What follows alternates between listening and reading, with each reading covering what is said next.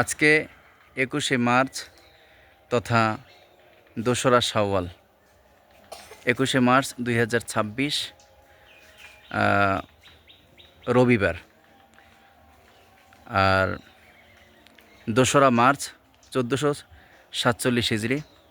আজকে এসেছিলাম মুসল্লিয়াবাদ, এটা কুয়াকাটা থেকে একেবারে কাছে।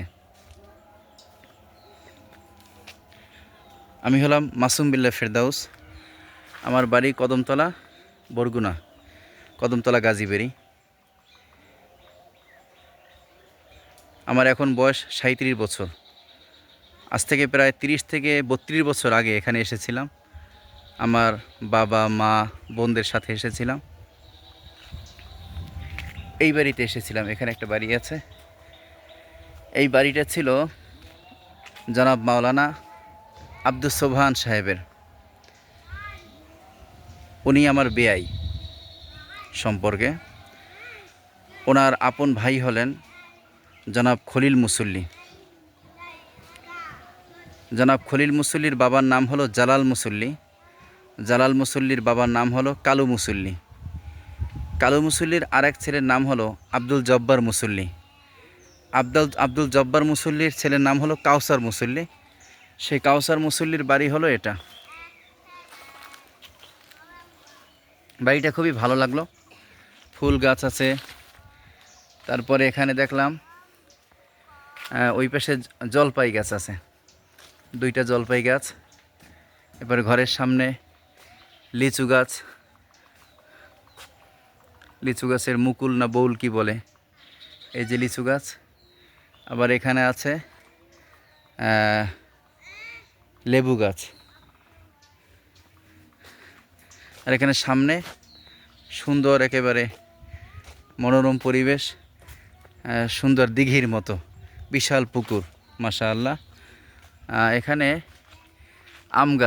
আম গাছে তো ভরপুর, যথেষ্ট আম ধরেছে গাছে। এই যে দেখা যাচ্ছে।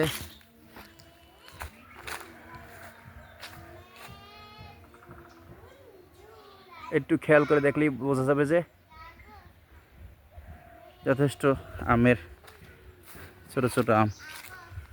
এই যে এই কাছ থেকে দেখলে বোঝা যাবে। এই যে আম।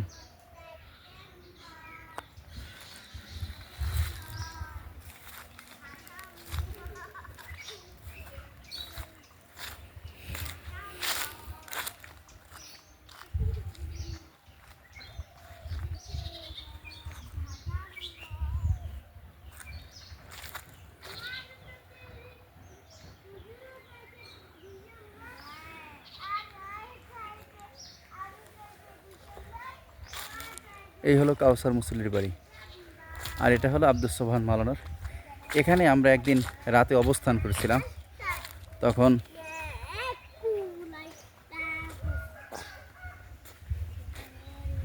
আমি, আমার বড় 2 বোন, তখন আমার ছোট ভাই বোন দুনিয়ায় আসেনি। এই যে দেখা যাচ্ছে এই বাইরে বের হওয়ার, এই হলো বাড়ি।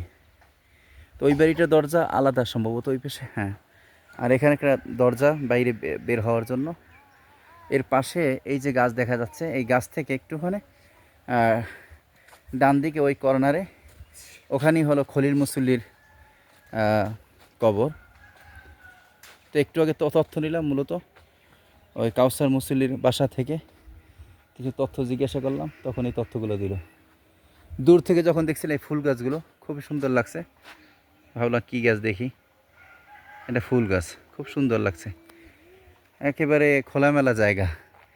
এখান থেকে সাগর পাড়ে যেতে 5 থেকে সর্বোচ্চ 10 মিনিট সময় লাগবে পায়ে হেঁটে যেতে। আমি তো মোটরসাইকেল নিয়ে আসছি।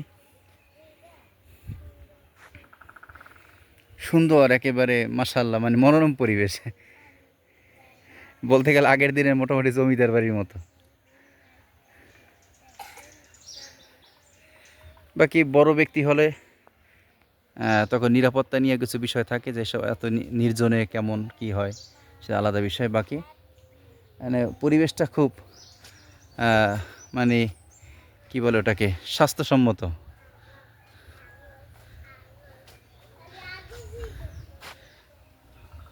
মনোরম পরিবেশ কাকে বলে সেটা এটা। আসলে যারা গ্রামে থাকে তারা মনে করে শহরে না জানি কি, কিন্তু শহরে দীর্ঘদিন থাকতে থাকতে এখন একটা এমন অবস্থা মনে হয় যে শহরটা আমার কাছে অস্বস্তিকর লাগছে। তারপর বিভিন্ন কারণে দিনের কাজের জন্য বা বড় ব্যাপক কাজ করার জন্য মিডল পয়েন্টে থাকা দরকার, সেজন্য ঢাকা উপযোগী, ঠিক আছে। কিন্তু এরকম পরিবেশ কত সুন্দর লাগছে মাশাল্লাহ। আমার তো মনে হয় এই বাড়িটার এরিয়ার মধ্যে অন্ততপক্ষে এক কানি জায়গা আছে। এক কানি বলতে ৮০ কড়া, ৮০ এক এক কড়ায় প্রায় ২.১ মানে ২% থেকে সামান্য একটু বেশিতে হয় ১ কড়া, এরকম ৮০ কড়ায় হয় এক কানি। এ বাড়ির মধ্যে তো মনে হয় প্রায় এক কানি মতো জায়গা হবে, এর থেকে মোটেও কম হবে না, বেশি হতে পারে।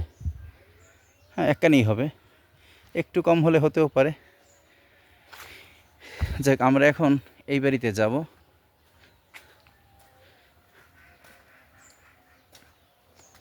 আসো। এই হলো আব্দুস সোবহান মাওলানার বাড়ি। এখন ওনারা ভাই থাকেন, আবু সলে সম্ভবত। এটা কি মসজিদ? এটা মনে হয় কাছারি ঘর। হ্যাঁ,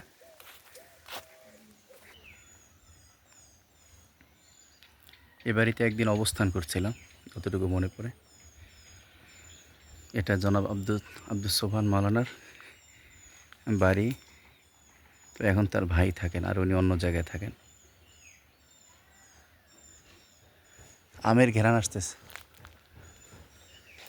মানে কাঁচা আম।